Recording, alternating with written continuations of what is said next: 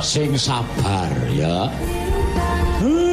Pancen ya wong jeneng urip ana ing alam padang kuwi sok nampa pacoban. Sing jeneng lara ngono kuwi ya tumrap aku mujudake barokah sing gawe urip disyukuri. Dene bojomu si Bagong isih diparingi lara dening sing gawe urip, dening sing maha kawasa. Ngucap syukur kuwi ora mung perkara nalika seneng.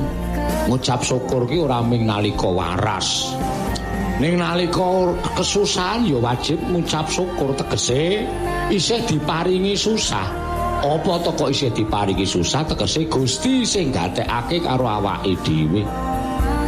Diparingi lara ya Gusti sing gatekake karo awake dhewe. Nek kowe seneng terus tanpa susah, malah kowe duwe rasa kuwatir.